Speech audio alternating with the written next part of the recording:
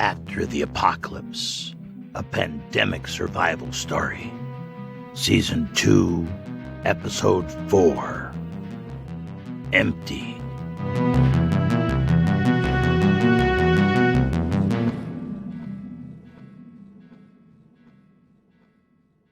Mags watched the old man slump into an overstuffed, coffee-stained chair in the teacher's lounge. It smelled like cigarettes and mothballs, decades of stale smoke wrapped in tweed jackets with elbow patches. Undoubtedly, it had been the treasured refuge of some crusty old academic with only a few years left to retirement. This old chair, his redoubt from the squalling of adolescent rage. That person was gone. Their jaded, dusty dreams swept away with the apocalypse.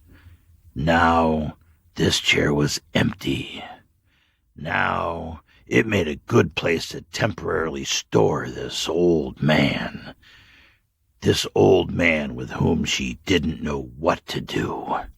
He hadn't spoken since they made it off the bridge. He looked worn and depleted.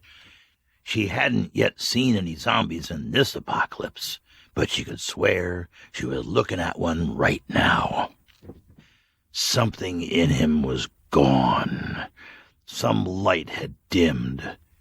He was somehow empty. She saw it before in the desert when she served. They would come back from missions with those same hollow eyes, that same existential tiredness. Not a physical tiredness, but a psychological exhaustion that seeped right down to their bones. She saw firsthand how the losses and death piled up and soldiers fell into themselves like a collapsing house. She wondered how she could get him out of that place before it was too late. The lounge seemed as good a place as any to let him decompress while she scouted around to make sure it was safe. As safe as any place could be in this mad world. She kept an eye out for supplies. The lounge looked like it had been looted already. There were papers on the floor in a general disarray. A refrigerator hung open against the wall, the empty racks inside showing like the rib cage of a rotting carcass. Someone had been through this place already. Things were starting to get lean in the apocalypse. The easy stuff was gone. Her feet hurt from walking in cold, wet shoes. She felt heavy, the weight of surviving. They made it this far. They were still alive, most of them anyhow. She'd have time to rest later. "Stay here," she said to the old man, knowing he was nowhere even close to having the spirit to move. "See if you can get some sleep." She threw him an old cardigan sweater that had been draped on one of the chairs. It smelled vaguely of pipe tobacco, chalk, and her 11th grade history class. The hallway was littered with dust and trash, but there weren't any bodies here. It must not have been used as an emergency shelter, as many schools were. The virus happened so fast. Maybe they just never got here. Other schools she had seen were charnel houses, army cots in the gymnasiums, loaded with black rats and greasy, shrouded piles of what used to be humans. She had never made it to the emergency shelter herself. When the sickness hit, she had been at her daycare with her kids. Not her kids by birth, her kids by choice. When she came back from the war, she felt a certain calling to look after people, to make sure they were okay. That's why she set up the daycare business. It filled a hole in her. It gave her purpose. It gave her an extended family to protect. To serve. When the virus hit, she made sure all the kids got home. She was already feeling off when she made it home herself. She thought of her husband in that last hurried mobile phone conversation. They promised to meet at the house. She made it home and collapsed on the couch in a fevered sweat.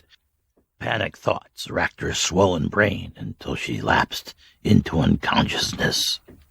Mags's husband never made it home. She woke up limp and groggy in a pool of sweat and blood and snot 3 days later. When she was able to move, she cleaned herself up. When she was able to walk, she went out to look for her kids. She methodically went to every home on the list, hoping to find them. One by one, she did find them. All dead. All horribly, awfully dead. Her kids. There was nothing she could do for them. Was there anything worse in the world than dead kids? But she kept searching. She worked her way through the list, needing to find closure, hoping against hope that she could find one bright young spark alive. Finally, she pushed open a jammed door and found little Hannah crying over the corpse of her mother. After all that death, Mags was able to find one small life, one tiny spark of life in the apocalypse, one person to help, one life to care for, one to survive with, one sliver of hope for a future world. She met other survivors and helped them too. Soon they had a small group and were helping each other.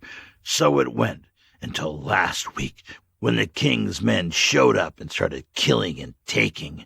She wanted to fight back, but doing so would risk the lives of the kids. She had to protect the kids. Someone had to protect the kids. Shards of sunlight broke through the classroom doors and painted feeble gray boxes on the far wall. The yellow sunlight turned the industrial green cinder blocks a lighter, sickly shade. The classrooms were empty, hollowed out by the apocalypse like the desiccated corpses of the dead. The last of this gray day was dying, spilling its dirty sunset into the dead school. A trophy case was smashed, and glass crunched under her feet. Rotten, deflated old championship footballs and torn pictures of smiling teams spilled out of the collapsed shelves onto the tile floor. None of their athleticism could help them now. They were ghosts in this dead, empty place. She had left Bella and the kids in the old school gym. She had told Brad to scrounge up some blankets or anything dry. The storm seemed to be passing, but it was still uncomfortably cold. By the time they made it here, everyone was soaked and chilled to the bone. She made a mental note to find them some new clothes. They were physically and mentally exhausted from the ordeal on the bridge. She should find a way to make a fire if she could do it without attracting attention. Mags stopped by a door that made her smile with irony. A metal door with fallout shelter stenciled on it. Back in the 1960s, when JFK told municipalities to build fallout shelters, it had felt like a grim certainty that the world would end in a radioactive flash. Nikita Khrushchev had cut off East Berlin and things were tense in the Cold War. Americans were drilled on how to survive a nuclear attack. Every family who could afford it had a Geiger counter. That youthful rogue Kennedy had everyone building burrows in the ground like prairie dogs. A classic story as old as government and society. Another useless infrastructure investment, using fear as propaganda. The military-industrial complex got richer on the backs of working-class panic. She tried the door, but it was locked. Not worth the calories or the time to try to force it. Probably just a broom closet now anyhow. An empty cobweb-filled hole. She made a mental note to look for keys. There were a lot of stout locked doors in this place. Stout locked doors could come in handy if you had the keys. The fallout shelter was an artifact from an apocalypse that never happened. The Soviets hadn't sent bombers to rain down nuclear hell on this school. The virus had done a much better job. And, in the end, there was no hiding from it. Mags could hear the hushed voices of the children now. They weren't screaming or laughing or playing. They didn't do that anymore. They only survived. The joy of being alive had been hollowed out of their young lives to be replaced with the furtive fear of survivors. That made for a mean and anxious existence. She would do the best she could to get some joy of life back for them. She stopped before the door of the gym and took a deep breath. The kids needed her. Now, more than ever, she needed to be a leader. She had led men and women before. She wasn't a warrior or a killer, but she could be a leader. Mags pushed one of the gym doors open and strode in. The far wall had enough windows to let some light in, those opaque glass block walls. She could see the kids clustered in the old wooden bleachers. "How are you settling in?" Mags asked in as cheery a voice as she could muster. She hadn't realized how tired she was. Brad looked up and answered, "We found some blankets and coats and things in the lost and found box. Enough to keep us warm anyhow." Mags saw that there were also some long felt championship banners that had hung low enough on the walls to pull down. The kids were using them as padding. She supposed that there was no one left from the 1987 league champion field hockey team left to object. "Any food?" Mags asked. "We didn't find any yet," Brad replied. They would need food and water if they decided to stay here. She'd have to think about what to do if the king's men came back. Maybe there was some place to hide. So much for her to manage now, just for them to survive another day. "How are the kids?" she asked. This time it was Bella who answered. "The kiddos are a little shaken up, but a good night's rest will do them a world of good." "Okay, then," Mag said, turning to the kids who were nesting into the bleachers with their found bedding. "You kids did great today. You were very brave. Get warm and nap. Miss Bella will stay here with you and keep you safe."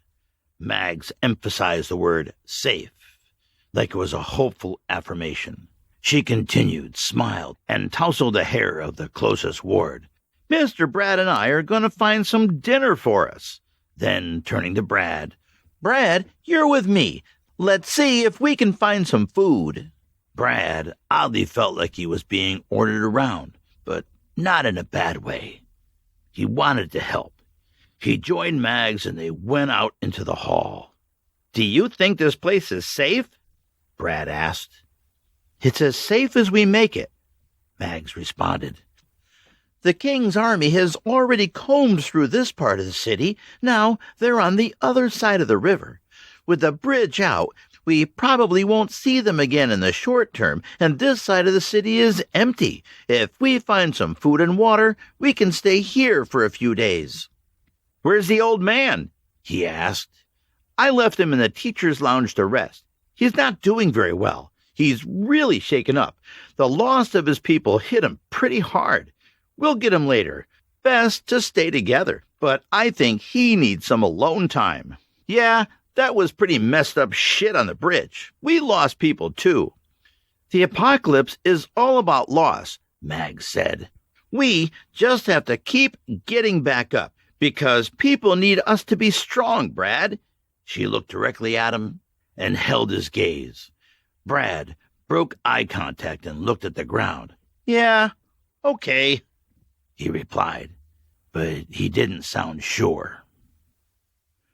When Mags pushed open the door, they saw rats scuttling away under the counters. The cafeteria had been ransacked. The air reeked of rotten food and rat feces. It had been long enough now that the food was gone, but the stench remained. Tables and chairs were knocked over. Empty boxes, trash, and broken jars littered the floor. Ceiling tiles hung from frames, sagging and brown with water damage. "This doesn't look good," Brad said. Mags looked at him and said nothing. She skirted the junk along the wall towards the kitchen. There was a body, or what was left of a body, face down in a reddish-brown stain by the registers. Mags could see the parchment white of skull through the matted hair. By this point in the apocalypse, the bodies were mostly bags of bones and stains on the ground where they fell.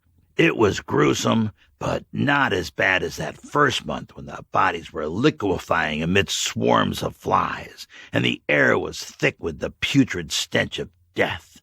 "Shit," Brad said, and choked back a gag. "Come on, Brad," Mag said as she stepped over the prostrate form. "She's not gonna bite you." Back in the storage area, they dug through the boxes and found what they were looking for. Large cans and buckets of food, too large to carry easily, the kind of containers only an institution could use. "Mushroom stems and pieces," Brad read out loud. Mags wiped the dirt off another and saw that it was beets. Brad asked, "Why are these still here?" "Probably too hard to carry, or maybe the lunch lady out there scared people off. Doesn't matter. Let's load some onto one of those long tables and use it like a stretcher to carry them back to the gym. I guess even the Kingsmen can't stomach canned mushrooms and beets," Brad said with a smile. She saw that he was starting to come out of his shell and was glad of it. She'd need the help. Like many of these old schools, there was a sheltered inner courtyard with an old jungle gym and a paved area where generations of kids played dodgeball. It was empty now and overgrown with weeds around the edges. With Brad's help, they had managed to find a metal drum and some dry wood from old furniture and fixtures to build a small but warming fire. The old wood didn't smoke too badly and would be discreet enough not to attract attention. There was always the smell of fire in the apocalypse. They had scavenged some pots and racking to cook from the cafeteria and managed to put together an improvised soup of sorts. The group gathered in a small circle of chairs and ladled steaming portions out, much to the gratitude of the hungry and tired crew. Shadows from the flickering barrel danced in the recesses of the walls like hunting bats. "Will the Batman come back?" one of the small voices asked. Bella smiled and assured the gathered children that they were safe for now. Mags was glad to have Bella with her. She was a solid helper. She had been a pediatrician's assistant before the apocalypse. Although she had lost her own 2 daughters, she was always optimistic and seemed to get positive reinforcement in helping others. Brad chimed into the conversation. "You know, the king doesn't call them soldiers or even men. He calls them dogs. Not kidding. He calls them his dogs. Do you know why?" Brad asked, obviously enjoying this tidbit of knowledge. "Why?" Mags asked reluctantly, but was glad to see Brad coming back to life. "Because they sniff around, and when they find something, they either eat it, piss on it, or Brad!" Bella cut him off with a warning look at the assembled kids. "Sorry," Brad acquiesced, "but they do act like animals." Mags tensed slightly as she heard the metal door to the gym swing slowly open. The old man shuffled up to the group. He looked older than ever as he stood there in the shadows. He scraped a school chair across the concrete tiles and joined the circle.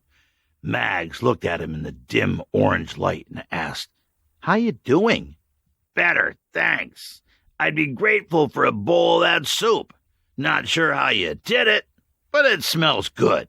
Bella ladled a steaming dollop of makeshift soup into one of the empty cans and handed it to him with a wink. "In the morning, we'll get you some coffee." "My favorite," he growled. "Apocalypse mystery soup and coffee in the morning."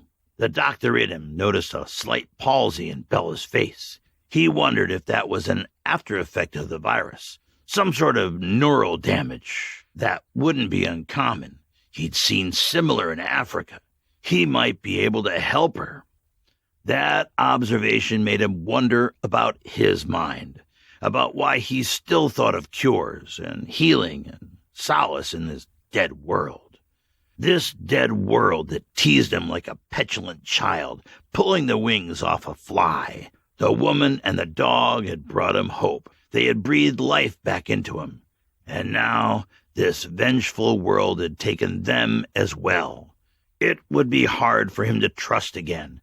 Everyone still alive was on borrowed time. He looked around into the dirty faces around him that were painted unevenly with flickering firelight. Some of those eyes were looking back at him.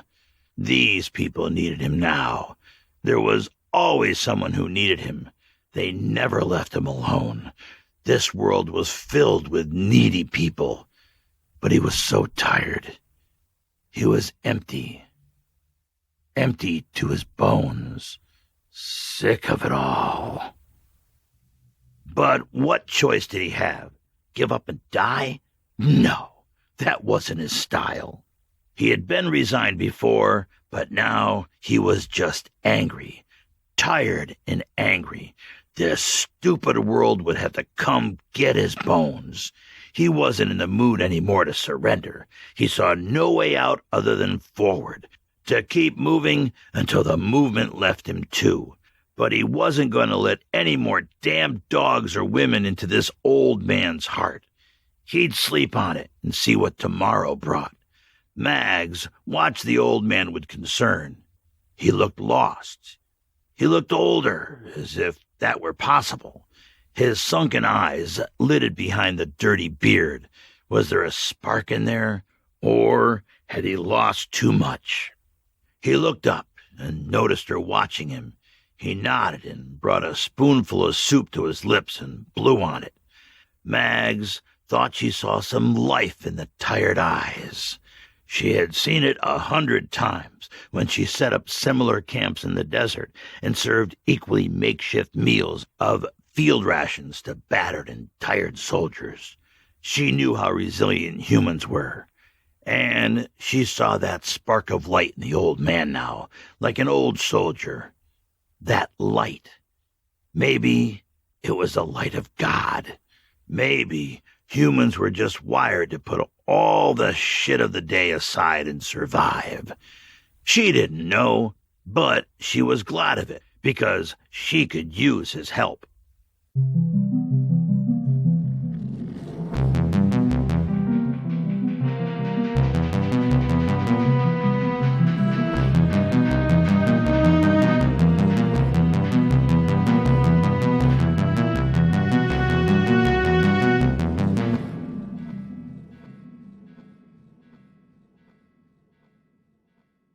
Hello, survivors, and welcome back. This is Chris, your host, picking up steam in Season 2 now. How do you like our new characters, huh? I like the Mags character. This is a new thing. I hadn't pre-planned to write her in this way, but she just naturally turned into a strong character, a strong person. The kind of person you need in the apocalypse. And I have had several people threaten to unfriend me over at the Facebook group because of episode 3. But have patience. That's all. No spoilers, but have patience. All will be well. Life is a 3-act play. And if you need to yell at me, you can join our Facebook group over at After the Apocalypse. I think we're up to like 50 people now, maybe. And, of course, you guys have figured out by now that you can skip these outro conversations at the end of the show if you want. Just fast forward when you hear the music after Robert's narrative ends, and that's the break point right there. You might get a commercial right there, and then it's just me talking. Fast forward is something we used to do when we had these plastic boxes with metal oxide tape wound mechanically around a spool, and there was this button to make the spool spin double quick so you could skip ahead to the next blotch of metal oxide that you wanted to listen to. And I wonder what the best storage and playback device would be for the apocalypse. Maybe we'll go back to stone stelae, right? Not so much storage space and hard to throw into your kit bag, but They last a few thousand years. And speaking of Robert's voiceover, if you want to hire Robert for something, this is what he does for a living. I don't know, maybe record the message on your voicemail. You can find him over at commandvoices.com, commandvoices.com. And wouldn't that be great? Just somebody calls you and they get, "Welcome to the apocalypse. We're tied up surviving at the moment. Please leave a message. We'll get right back to you if we survive." So our tribe is growing nicely. We're just under 29,000 downloads last time I checked, running somewhere around 400 a day. But it's a curve, right? And it's an interesting pattern if you look at it. Podcasts, especially evergreen podcasts, aren't 100% like traditional media. It's a pull distribution model, not a push. So you see a spike of downloads after a new episode is released, but it's more of a curve. It's not all at once. And depending on how people are listening, their app might automatically grab the new episode in the background, or when they open the app, and you see those downloads happen on the first couple days after release in the first week. Not all at once, but across that first week after the release is about, 500 discrete downloads. And that's just what I can see in Acast. There's other sources where people could be listening to it. And what that tells you, I think, is that there are about 500 people who discreetly subscribe, who download the new shows when they're released. But the other interesting thing is that across all shows during the same period, there's around 2,500 downloads.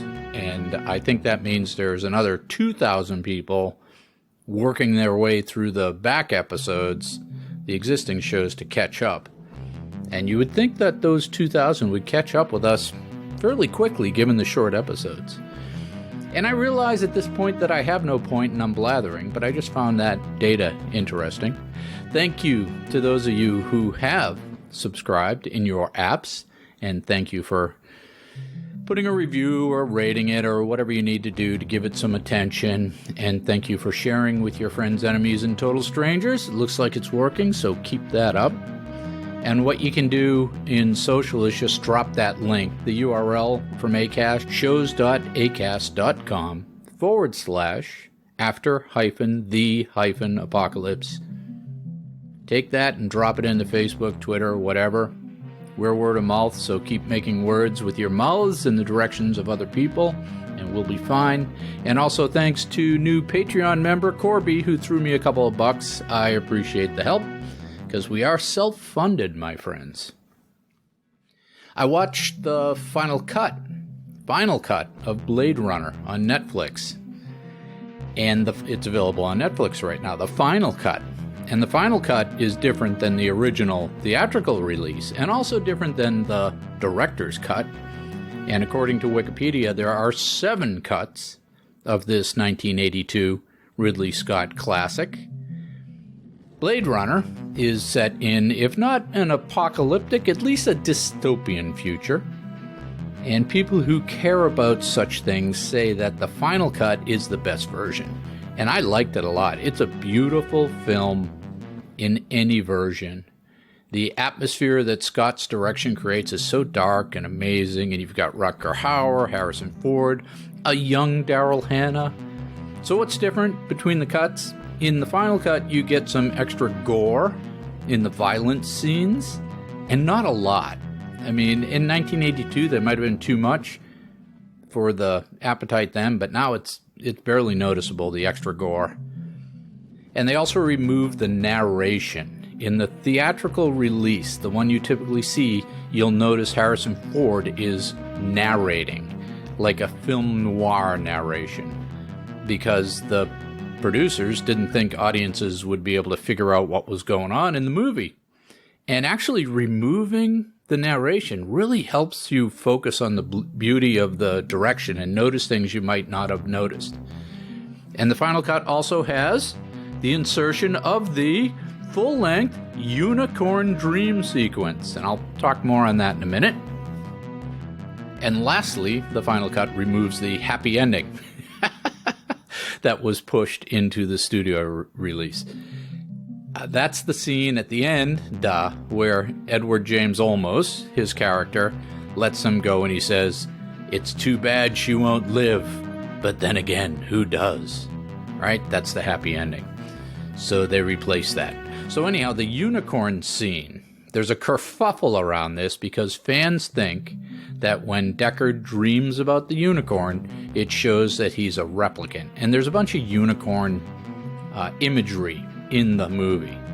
And it seems like Ridley Scott wanted the film to really suggest that Deckard was a replicant, not a human.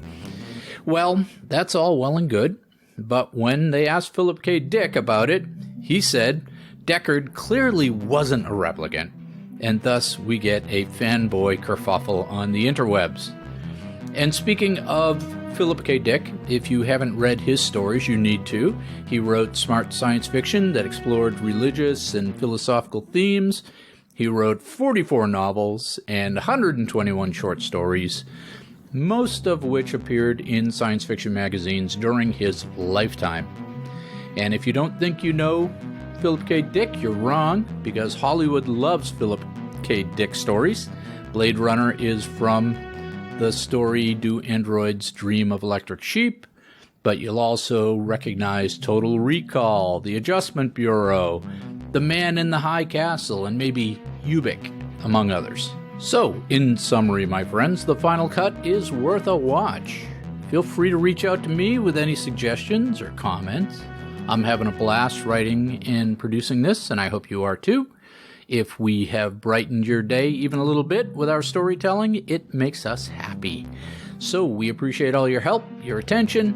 Whatever you do, keep surviving.